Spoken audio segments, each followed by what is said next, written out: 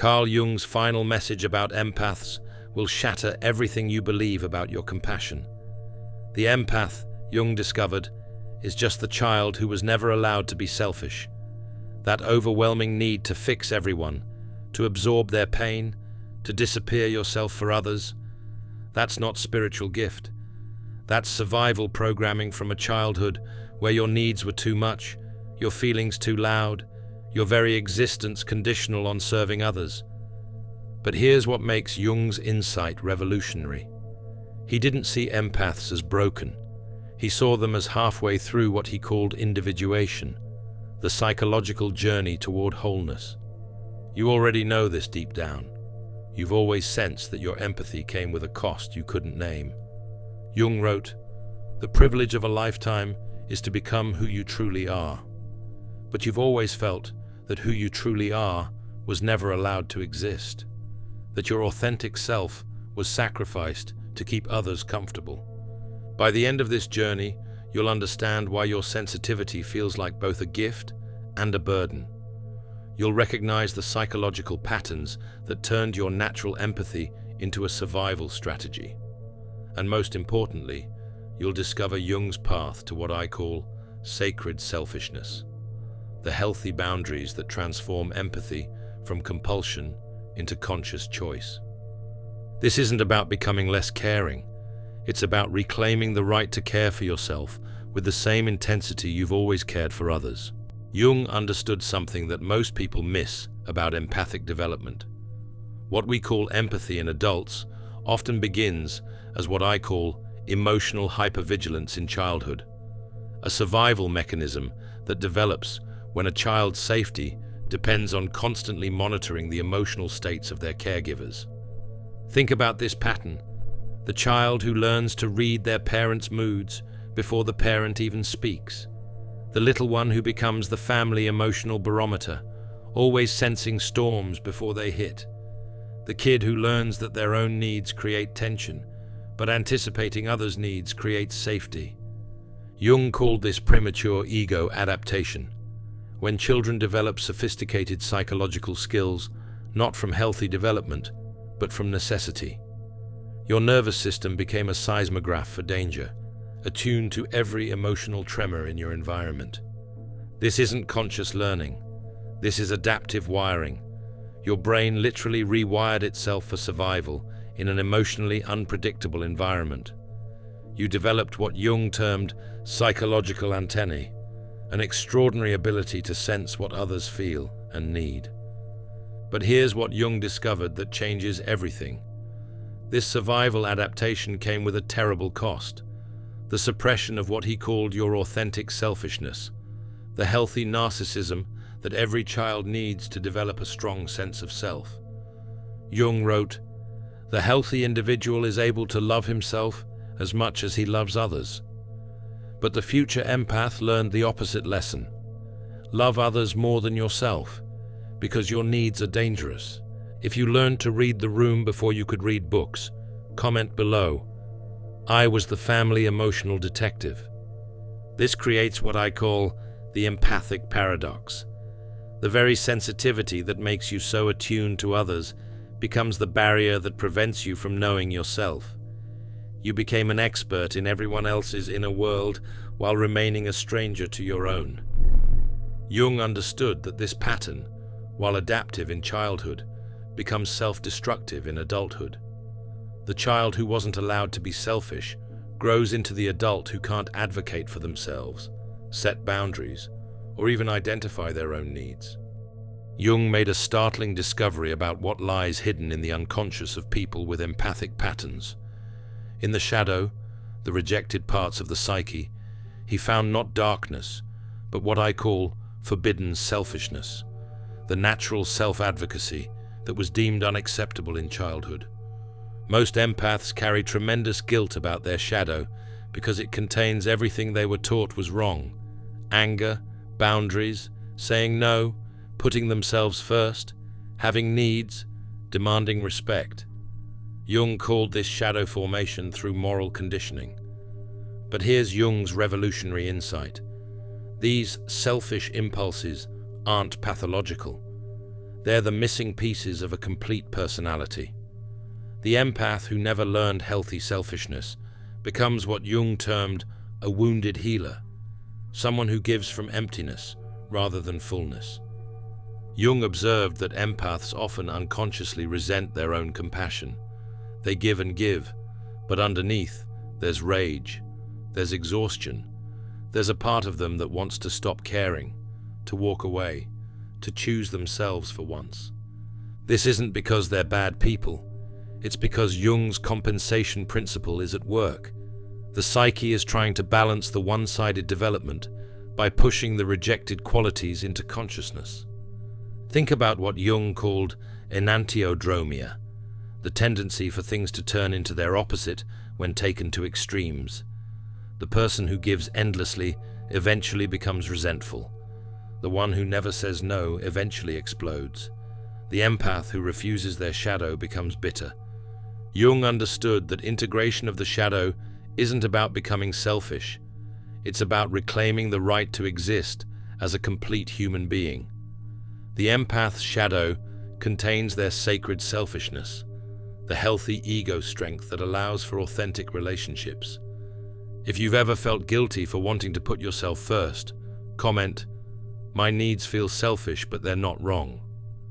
Jung wrote, "One does not become enlightened by imagining figures of light, but by making the darkness conscious." For empaths, the darkness isn't cruelty or narcissism. It's the simple, radical act of believing they matter as much as everyone else.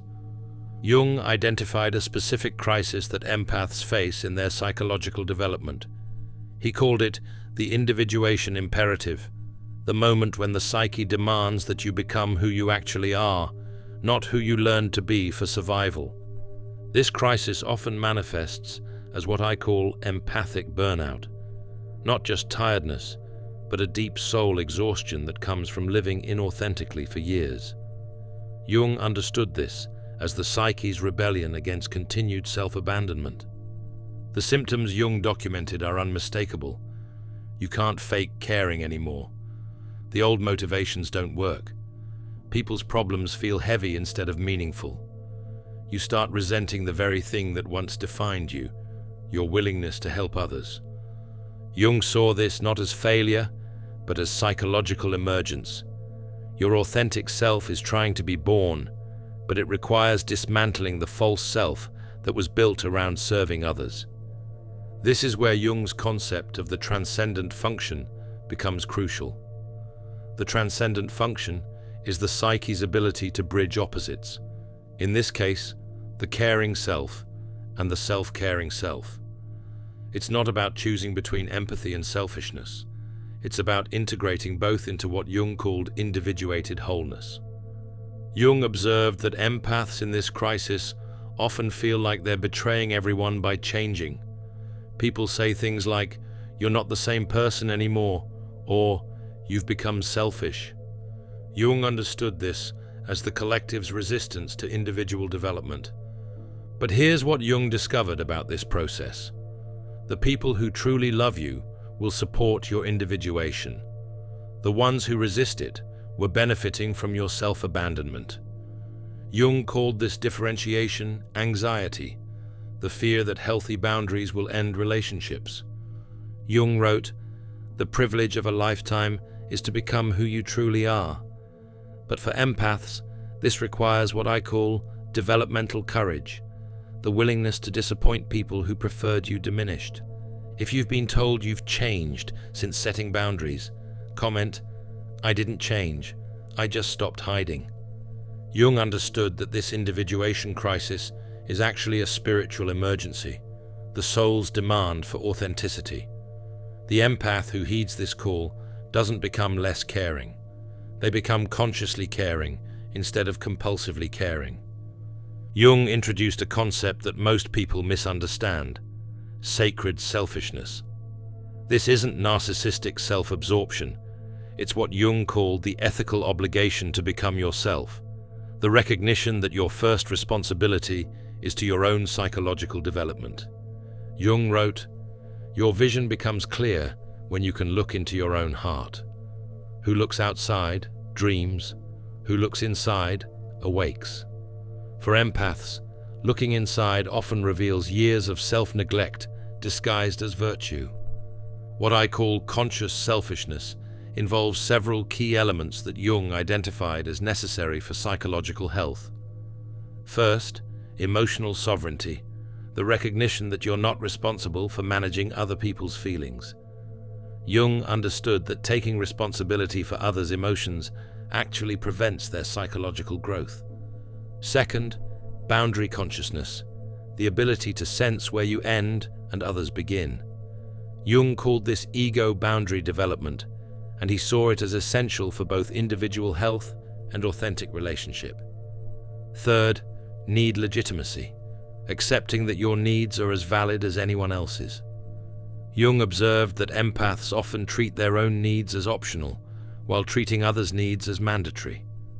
Jung discovered that empaths who develop sacred selfishness actually become more helpful, not less. They give from choice rather than compulsion, from fullness rather than emptiness, from strength rather than weakness. This creates what Jung called differentiated love, the capacity to care for others without losing yourself in the process. You can feel compassion without absorbing pain. You can offer support without taking responsibility. You can love without disappearing. Jung understood that the highest form of service comes from individuals who have done their own psychological work. The person who has reclaimed their sacred selfishness offers the world their authentic presence rather than their people-pleasing performance.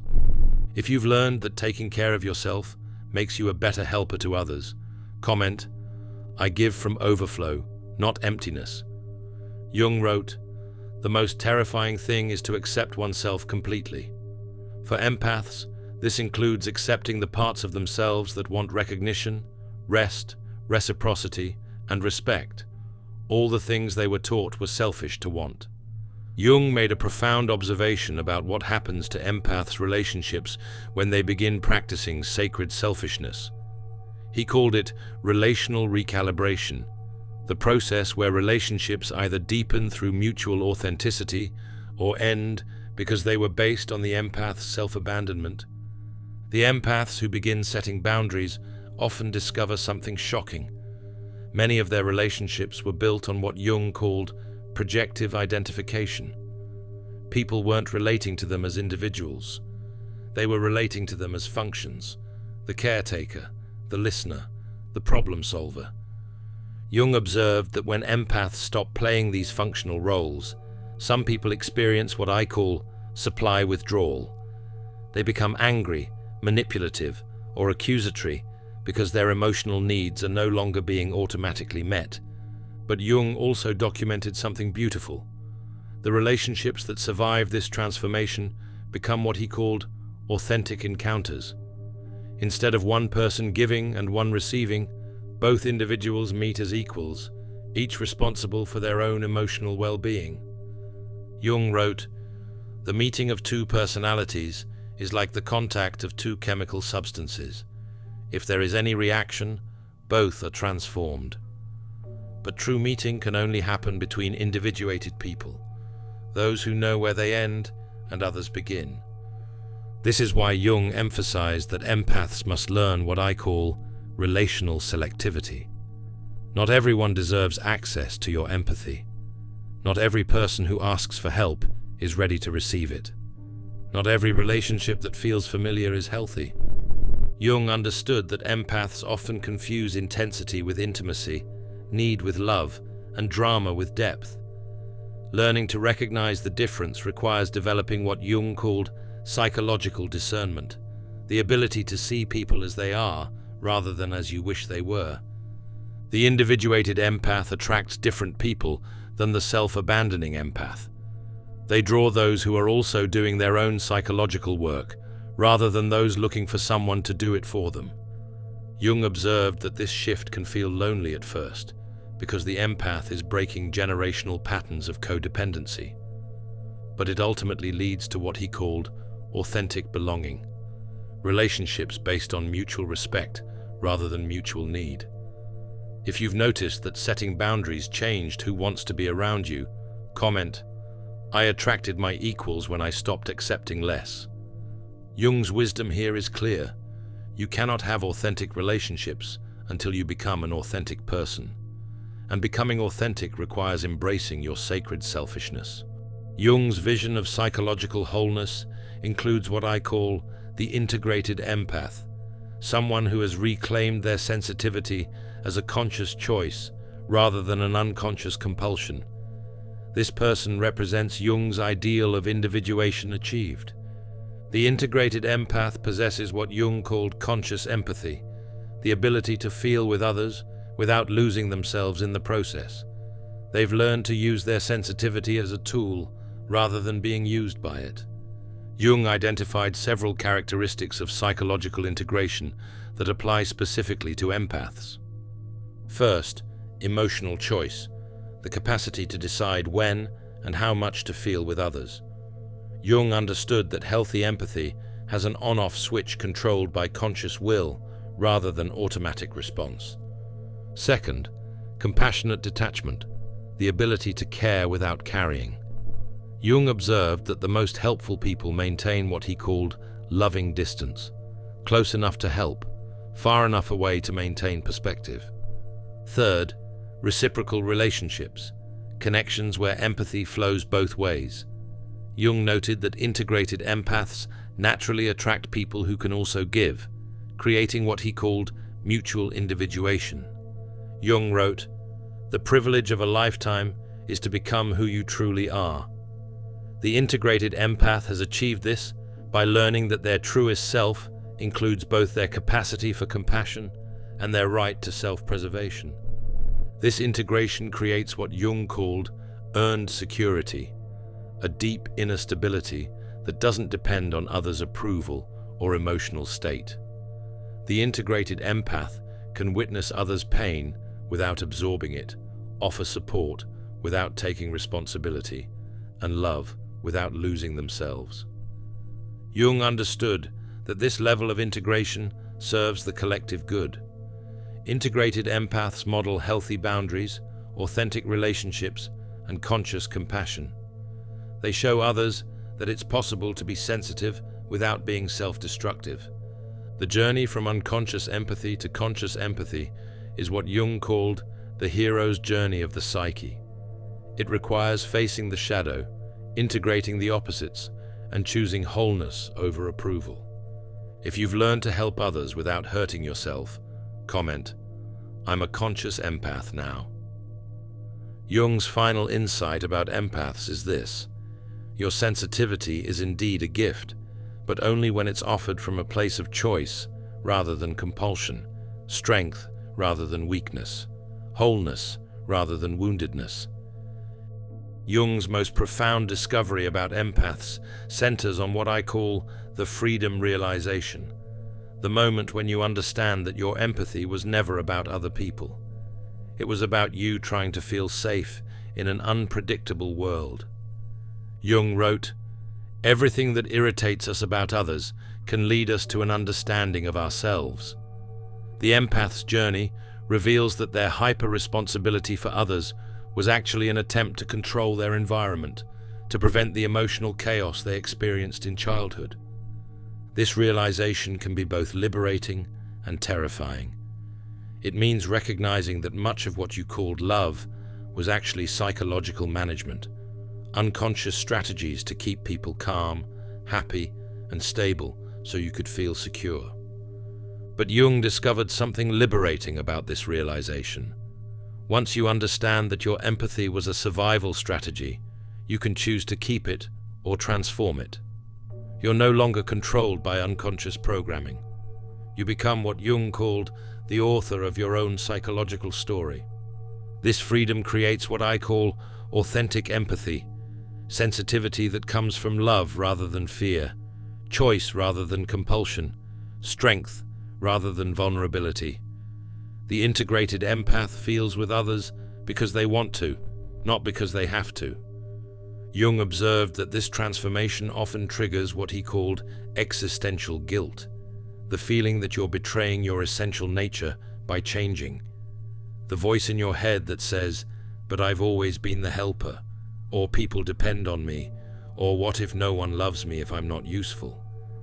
But Jung understood this guilt as the final resistance of the false self that was built around serving others. He called it identity grief, mourning the version of yourself that was never real but felt familiar. Jung also identified what he called the freedom paradox, the discovery that having the choice to help makes helping more meaningful, not less. When empathy becomes voluntary rather than compulsive, it transforms from burden to gift. The truth Jung revealed is this: you were never meant to be an emotional caretaker for the world. You were meant to be a conscious individual who chooses when and how to offer your gifts. Your empathy was supposed to be a superpower, not a burden. Jung wrote, "The most terrifying thing is to accept oneself completely." For empaths, this includes accepting that they have the right to exist without constantly proving their worth through service to others. This acceptance creates what Jung called psychological sovereignty, the recognition that you are the ultimate authority on your own experience. No one else can tell you what you should feel, what you should give, or who you should be. Jung observed that empaths who achieve this sovereignty often go through what he called the reparenting phase, learning to give themselves the unconditional acceptance they never received as children. They learn to speak to themselves with kindness, to prioritize their own needs, and to celebrate their own achievements. This internal reparenting is crucial because Jung understood that you cannot give from emptiness indefinitely.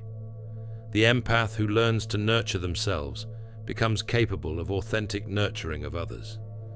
Jung also noted that psychological sovereignty often involves grieving the unlived life, mourning all the dreams, goals, and experiences you sacrificed to keep others comfortable. You might realize you chose careers, relationships, and life paths based on what others needed rather than what you wanted. But Jung saw this grief as necessary and healing. It's the psyche's way of honoring what was lost while making space for what wants to emerge. The empath who achieves this sovereignty discovers something remarkable. Their capacity for genuine compassion actually increases. When you're no longer bleeding yourself dry for others, you have more to give from a place of abundance. Jung observed that free empaths become conscious healers, people who help others from wholeness rather than woundedness. They no longer need to fix people to feel valuable. They no longer need to be needed. This creates what Jung called liberated love, affection that doesn't come with strings attached, help that doesn't create dependency, presence that doesn't require reciprocity. Jung's final message about empaths is clear. Your journey is not about becoming less sensitive. It's about becoming consciously sensitive. It's about reclaiming your empathy as a gift you choose to give rather than a debt you're compelled to pay. But Jung also warned about what he called the integration temptation, the urge to go back to old patterns when faced with others' discomfort with your new boundaries. He understood that growth requires staying committed to your truth even when others pressure you to return to your former self. Jung wrote, "The privilege of a lifetime is to become who you truly are." For empaths, this means recognizing that who you truly are includes both your capacity for compassion and your right to exist fully, completely, without apology. If you've realized your empathy is a choice, not an obligation, comment, "I choose when to care," and that makes it more powerful. Jung understood that the integrated empath becomes a beacon for others, not through self-sacrifice, but through self-realization. You show the world what it looks like to be both sensitive and strong, caring and boundaried, empathic and whole. The freedom to choose when and how to care is the ultimate gift Jung offered to empaths. It transforms sensitivity from a weakness that others exploit into a strength that you consciously deploy. The empath is just the child who was never allowed to be selfish, but now you understand what Jung really meant. Your empathy isn't your flaw, it's your unfinished development. You learn to use your sensitivity as a survival tool instead of developing it as conscious choice. Jung showed us that the path forward isn't about becoming less empathic. It's about becoming consciously empathic. It's about reclaiming what he called your sacred selfishness, the healthy ego strength that allows for authentic relationships and genuine service. You don't have to choose between caring for others and caring for yourself. Jung's individuation process shows you how to integrate both into psychological wholeness. The child who was never allowed to be selfish can grow into the adult who chooses when and how to give their gifts.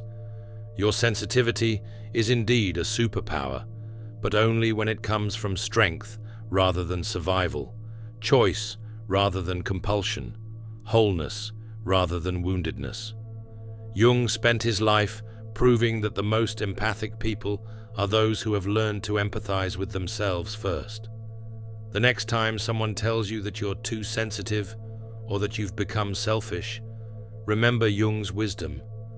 You're not too much for this world. You're just finally becoming enough for yourself.